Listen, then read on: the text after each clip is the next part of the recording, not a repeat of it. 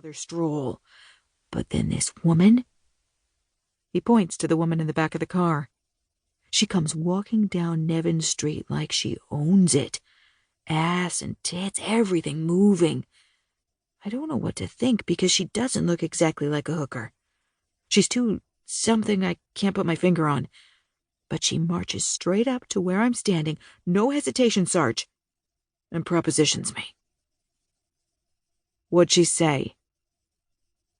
I can't remember exactly. Something about if I have a few hours, I could do her any way I want. Then she said something about eggs.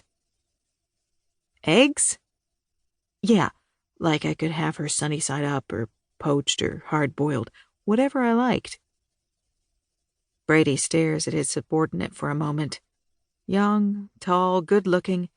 You dress him up right, he could be working an upscale narcotics sting in a Manhattan bar. And what did you do then? My fucking job, Sarge. I asked her how much, but she wasn't hearing it. Said I was enough reward for a weekday afternoon. I mean, what could I do? She don't take money, she's not a hooker, right? She has to state a price, a name and act. This for that. But she wasn't dumb enough to go there. Here it comes. That's what Brady's thinking. What Patrolman Rabota should have done is take the lady's phone number and send her on her way. That's exactly what Louis Brady would have done if anything that sweet fell into his lap. Which it never has. The woman in the car, though not young, is a real stunner. So, Rabota continues, I right away figured that something's off with her. In the middle of the afternoon, you don't proposition a complete stranger on a street known for its hookers, unless you got a loose screw somewhere. I mean, she wasn't drunk and didn't look to be stoned, so I just figured she was crazy. And you know what? I was right. I ran her through NCIC, and she's been locked away twice, once at Creedmoor and once at Brooklyn Psychiatric. Brady asks 2 more questions. He wants to settle the facts in his mind. But she never asked you for money. She never committed a crime. No, Sarge. She's not a hooker. Her name's Carolyn Grand. Brady spins on his heel. What Rabota should have done is irrelevant. He, Louis Brady, has become responsible. It's his baby now. He walks back to the escort, opens the front door, flips the door lock button. Finally, he opens the back door and says, Why don't you come out of there, Miss Grand? He says it nice, not threatening, because he doesn't want to pack this woman off to a psych unit at Kings County Hospital for 3 days of observation. Not when the only crime she committed was being stupid enough to proposition Anthony Rabota. Carolyn Grand turns her head first. She's smiling, her gaze frank and unafraid, even defiant.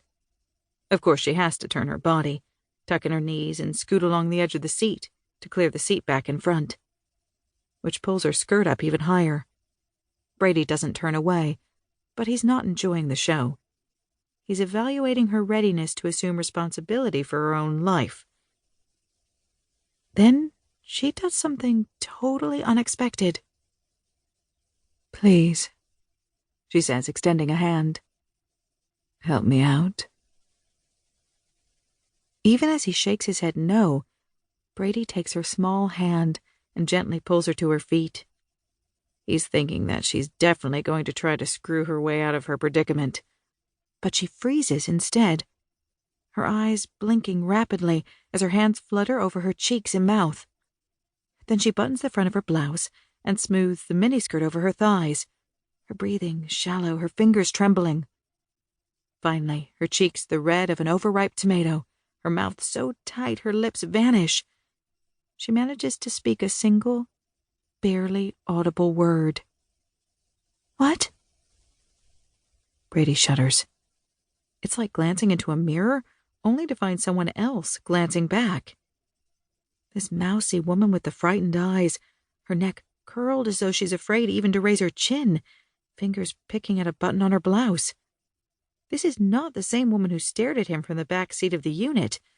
Not the woman who slid toward him, her skirt rising to her hips.